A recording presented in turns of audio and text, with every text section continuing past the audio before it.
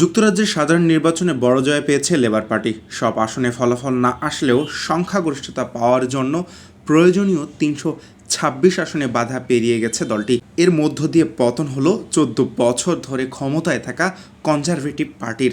শুক্রবার ব্রিটিশ গণমাধ্যম বিবিসি জানিয়েছে, যুক্তরাজ্যের পার্লামেন্টে মোট ৬৫০টি আসনের মধ্যে ফল ঘোষণা বাকি আছে আর মাত্র ১৩২টি।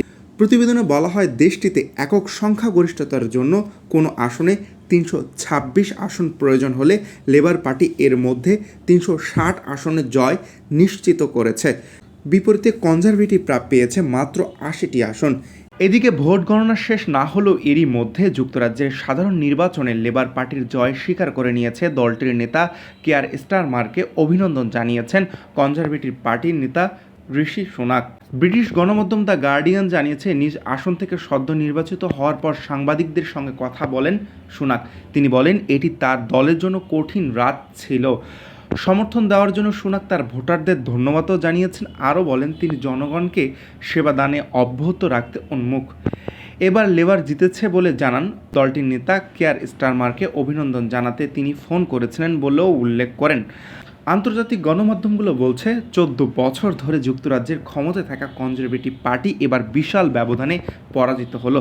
জরিপের তথ্য অনুযায়ী লেবার পার্টি ৪১০টি আসন জয় পেতে পারে, আর কনজারভেটিভ পার্টি পেতে পারে ১৩১টি আসন। আগামী ৯ জুলাই নতুন পার্লামেন্টের সদস্যদের শপথ গ্রহণ ও স্পিকার নির্বাচন অনুষ্ঠিত হবে। ১৭ জুলাই রাজা তৃতীয় চার্লসের উদ্বোধনী বক্তব্যের মাধ্যমে নতুন সরকারের আনুষ্ঠানিক যাত্রা শুরু হবে। স্থানীয় সময় গতকাল বৃহস্পতিবার সকাল ৭টা থেকে ব্যালট মাধ্যমে ভোট গ্রহণ শুরু হয়, চলে রাত ১০টা পর্যন্ত। এবার নির্বাচনে ছোট বড় মিলিয়ে অন্তত ৯৮টি রাজনৈতিক দল অংশ নেয়। ৩৫টি রাজনৈতিক দল থেকে মাত্র একজন করে প্রার্থী দেয়।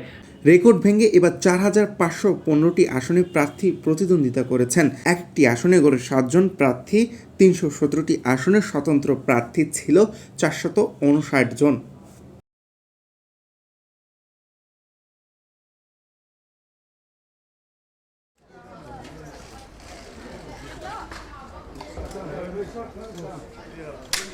I'm moving out.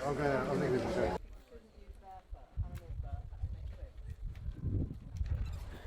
Reporter? Who? Yes.